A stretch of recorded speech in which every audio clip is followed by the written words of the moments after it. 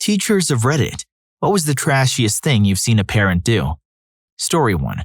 Work at a school where over 80% of our population lives under the poverty line. I keep a cabinet full of hygiene products for kids to take: deodorant, lotion, chapstick, hair gel, feminine hygiene products, shampoo, conditioner, those kinds of things in travel sizes. Being a teen is hard enough without having to cope with hygiene problems due to lack of funds at home, so one day the entire thing is empty. Odd. I refill the cabinet and 2 days later all of it is gone again. Refill with the last of my supplies, catch the kid in the act of sweeping everything in his bag. I stop him, take him to the other room and talk to him. He told his mother about the cabinet. She ordered him to bring her everything he could get. She was returning the items to Walmart for store credit to buy cigarettes and beer. I told him to tell her the cabinet is locked now. I bought a bike lock, so it was not a lie. It was sickening. The lock was only on until the student left. It has been in the honor system for 15 years. Over 1,700 students and only one of the system. I call that a good record. Some asked about feminine hygiene products and their availability at the nurse or health office. I added them early on to the cabinet when I found out that the nurse charged 50 cents for them and refused to let girls take one on credit. She ruined such a nice thing going. Goes to show that it takes one to ruin everything. Despite that, I'm assuming you buy everything yourself. Kudos to you. You're a great teacher. Story 2. My wife is a special education teacher at a school that is about a 50-50 mix between lower middle class and extreme poverty-stricken elementary students. One of her coworkers had a behavioral student that kept lashing out and having the cops called on them. His mother was never home as she was well known to be both addicted to substances and was willing to sell herself to pay for drugs. The last week of school this year, he started a bunch of fights and the principal decided to just suspend him for the last 3 days of school. Principal called the mom, who was out of state and left their 8-year-old home alone, and said that the kid was suspended for the rest of the year. The mom responds over speaker that the school is run by racist white witches and that she's gonna come over there and kick y'all white witches' butts, and just keeps screaming that over and over. Mom is white, kid is white. The principal hung up, CPS was called. Story 3. I volunteer at after-school programs to help tutor. I had a student earlier this year, good kid, loves math, loves computers, wants to be a programmer when he grows up. He's really struggling in 7th grade because he has no computer at home. You have to do his online assignments at the program, but we only meet twice a week. I pulled his mom aside and explained how he could be doing so much better in school with some kind of PC and internet access at home. She says she can't afford a computer. I told her that for $200, I could piece all the parts together myself for a fully functional setup that would be sufficient for at least the next few years. I'd even build it with him so he could learn some extremely valuable information. I'd even front her half, but she'd have to pay me back. She says no way, still way out of her budget. Mind you, while we're having this conversation, she's barely looking up to speak to me, too busy scrolling through the gram on her iPhone X. I say screw it, I'll do it myself. Scrap together all of the parts I can for free. I only had to buy an HDD. The setup was really out of date, but still worked. Gave it to them, kid was thrilled. About a month later, I notice he's trying to finish all his homework at the program again. I ask his mom if everything is okay with the computer. She says it broke down. I say, okay, what happened? I'll pick it up and try to fix it. She says she had to throw it away. I pull the kid aside and ask him. He tells me she sold it to her cousin for $50. I really don't like calling people trashy when they're apparently stuck in a culture of poverty. Maybe she needed that $50 for the light bill or groceries. But at the same time, she spends 3 times that amount on her cell phone each month, so it really just broke my heart. It was like she's doing everything in her power to ensure the kid has no freaking chance at a decent life. That's sick. Some parents nowadays are just really unbelievable. Maybe consider using a Raspberry Pi. It's even less expensive and might still suit him for learning, especially programming. It might be less possible to easily sell since most people don't know what it is or how to use it. You might even be able to easily hide it. Despite that, you're as good as they get. Hey there. If you haven't heard already, a few friends and I recently launched Rufus Rugs, your go-to destination for premium custom hand-tufted rugs. Looking to add a touch of your favorite anime like Naruto to your space? We've got you covered. Or perhaps you're a die-hard Pokemon guy and want bus toys showcased for everyone to admire. No matter your style, we can bring your vision to life. Click the first link in the description to explore more. Story 4. Well, in my profession, it's more often what the parents don't do that wins them the Parent of the Year award.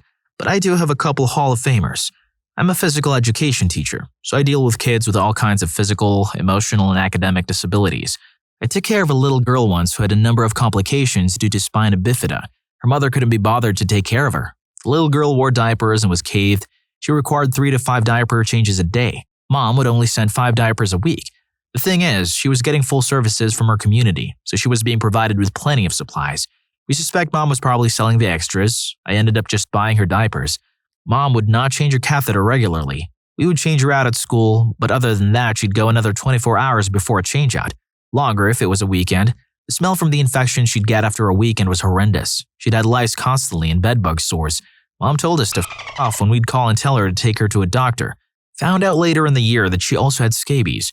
We offered to administer the medications and creams at school. Mom told us to go to hell. Girl would come to school in men's underwear, XXL shirts, and size 16 pants. She was 8. Finally discovered that her 9-year-old sister was changing her diapers and dressing her every day.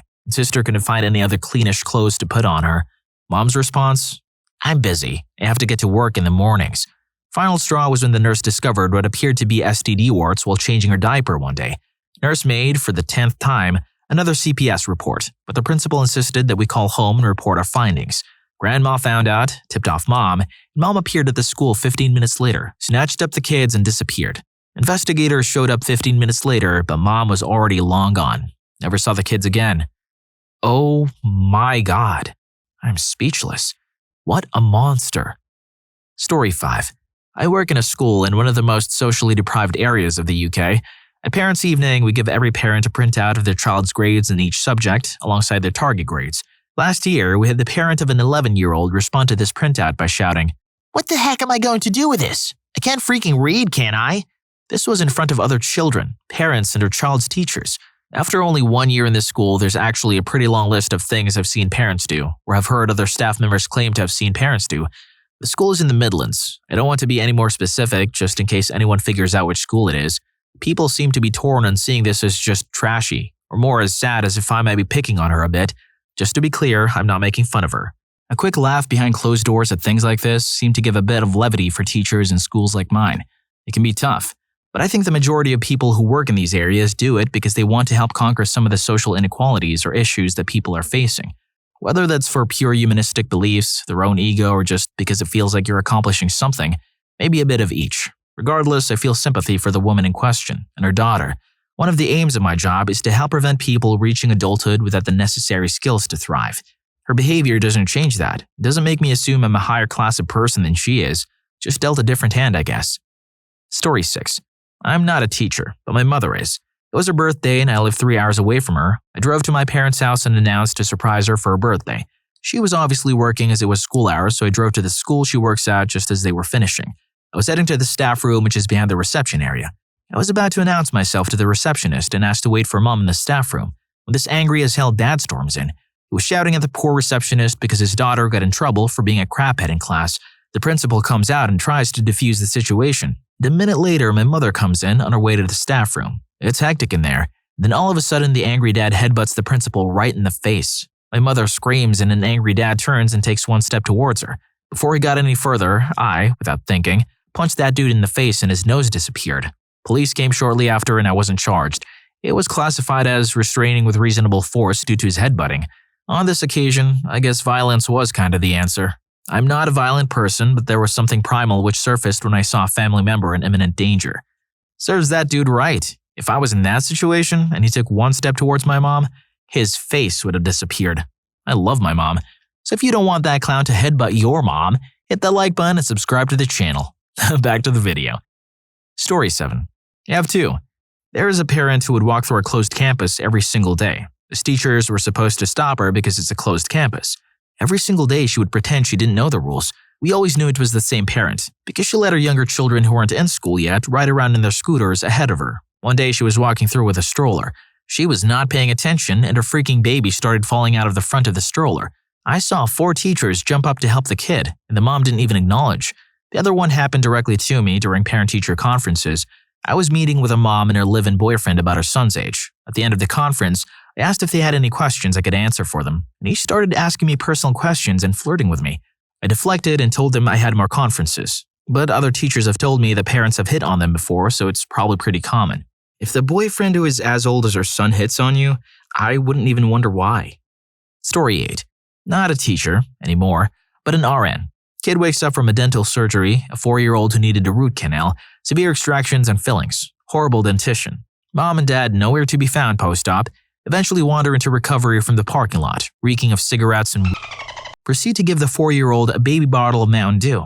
The pediatric dentist took the parents aside into a consult room and yelled at and lectured them. They told him to mind his own freaking business, scooped up the kid, and walked out. Saddest part was, I remember the poor kiddo had filthy feet and hair, also reeked of cigarettes. He looked so defeated already. All I could think was that this kid has an uphill battle for a decent life. Being an RN is heartbreaking, not always for the reasons you'd expect. Story 9. Used to work with teenagers who had behavioral problems in a special school. One day a student of mine had a disorganization. He started punching staff and students alike while screaming. It took 5 male teachers to hold him down. The headmaster called his mom so she could pick him up. She had 10 minutes. If longer, we would call the cops. The mother arrived 8 minutes later, a woman in her late 40s with bleached blonde hair wearing a miniskirt and a crop top. She came in yelling and swearing at her son. She picked him up and smacked him at the back of the head while telling him he was a good-for-nothing idiot. The apple doesn't fall far from the tree. What I mean by that is, I understood from then on why this kid was violent and angry all the time. Often, the parent's behavior is reproduced by the child. Funny how you said the apple doesn't fall far from the tree. Also, 5 teachers holding this teenager down? How huge is this kid? Story 10. Parent witness to an event, not a teacher. My kid's very first day of school, she's 4.5. In the gym hall, all of the kids and parents are in line according to class, and one by one, the teachers come and take them away. Our group was last to go. As we were waiting, a guy storms in, clearly drunk, and starts shouting at a woman in the line. "Why the heck didn't you tell me it was now? I've been looking everywhere, etc., etc." He slapped the mum. Another dad in the line pulls the drunk dad away and pushes him. He falls down on top of another kid. That kid's mom screams. Drunk starts to run out, squished kids. Dad chases him. He made it out of the gym but then got caught and got kicked out in the school reception. Everyone is freaked out. Kids are crying, then the very happy teacher who is completely unaware comes in. I started Googling prices for private schools. Jesus Christ. I get that one dad just wants to pacify things, but full-on fight on the kids? That's hilarious, though. Story 11. It was my first year teaching at an elementary school in Cuba with my colleague. Dad showed up with his son. The boy was a little shy in class, and he was very bright and responsible. He had started the year below grade level and had worked hard to get on track. The dad was smelling strongly of alcohol and animals, weaving and slurring his words. He called the office to have someone down. We escorted them to the office and had him wait. He ended up getting sick in the trash can. I remember the look of embarrassment, anger, and sadness in the son's face. I had other conferences scheduled, so I couldn't stay long. But the police had to be called by the administration. The next day, the son came in and said he was sorry. I told him I was proud of him, that I was sorry his dad was sick and that I hoped he felt better soon. That seemed to cheer him up a little. I sent home the progress report and great examples of his classwork. I did try to reschedule, but it never happened. The worst of it was around the holidays. This student would ask if he could come home with me, or he'd mention that he wished I was his mom. I told him that his family would miss him too much, and he said, "No, they won't." It broke my heart. He moved schools the following year. Banned. Story 12. It worked with infants in a daycare where 85% of the children were there on vouchers. The government was paying for their care because their parents couldn't. Had a mom who was 27 with 5 kids, newborn to 9 years old, all from different fathers. Every single one of her children were mixed, but she was constantly talking about how much she hated black people.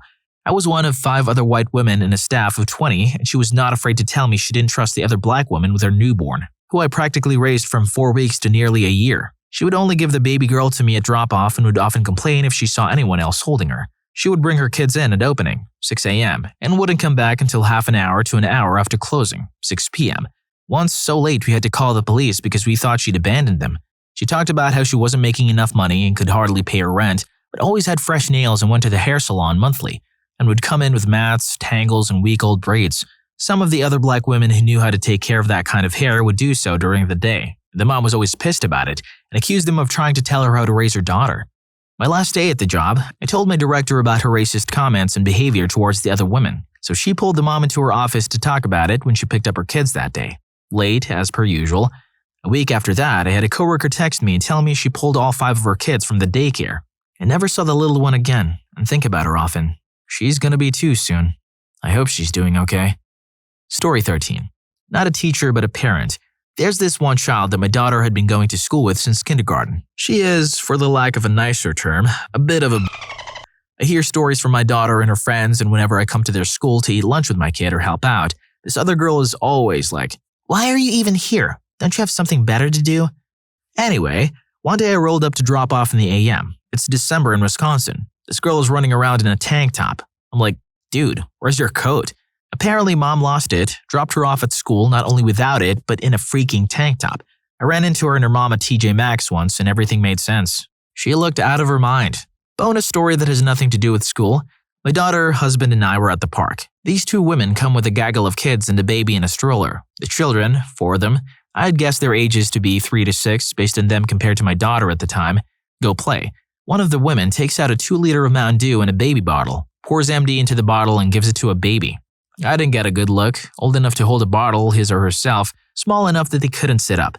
Within minutes, the women are bored of sitting there and tell the kids it's time to go. In typical fashion, they all ask to stay a few more minutes. One of the women shouts something along the lines of, "Get your butts over here now before you get it from me." They come, one is taking a little too long and gets called stupid. Ooh, bonus, non-school incident. Again, at the park. My daughter and I were there. This other boy who looked to be around the same age was there. They were both in this tower thing, about 6 to 7 feet up. The boy kept pushing her like he was going to push her off. Mom was sitting on the ground with her nose stuck in her phone, which is fine, I've done it too. Parents need a break. But she was aware of and ignoring the situation. I said repeatedly, and loud enough that his mom would look up at us, stare and go back to her phone. Please don't push her. So what does this kid do? Shoves her, right off the tower. She's sobbing. I'm positive she's broken something as she hit a twisty stair thing on the way down. I said, "Did you really just do that?" And look over at Mom. She looks up, I say, "He pushed her off." She shrugs and goes back to her phone. A lot of crappy parents nowadays. I would have grabbed her phone and yeet. It's gone. Watch your children. Story 14. It was our yearly talent show that we put on just for the parents. Each class in the grade is to perform a musical number. One student was so excited because parents could take their kids home after the talent show. He talked about it for days ahead of time about how he and his mom were going to spend time together and how much fun he was going to have. Day of the talent show arrived. This was going to be my second time meeting his mom. He took the bus to and from school and she never came to appointments for her at the school. She was sitting there on her phone playing a game during the whole performance. Student ran up to her afterwards for a hug. She gave him a half pat and walked away from him, then came up to me and his other teachers and said, "He can stay the rest of the day, right?" Guys, this poor little kid's heart shattered. He started crying, got in front of his mom, reached up his arm and started begging for him to go home and be with her. She didn't even look like she heard him. She continued to talk about how she wanted the whole day to herself and her new boyfriend. She pushed away her son and walked away without saying goodbye. The worst part, he was the only one in class left. We had to combine with a couple of younger kids and ended up watching a movie because we so desperately wanted to cheer him up. I found out the next year that they had lost their home and were living in multiple couches or their car and basically living in truck stops. And then, contact was lost with him. We reported his situation several times, but his mom was slippery and was never found. Just thinking about him, my heart still breaks. Thanks for watching. I hope you liked the video, and if so, make sure to check out Teachers of Read It. What was the worst thing that happened in a school trip? I couldn't have predicted Story 5. Catch you on that one.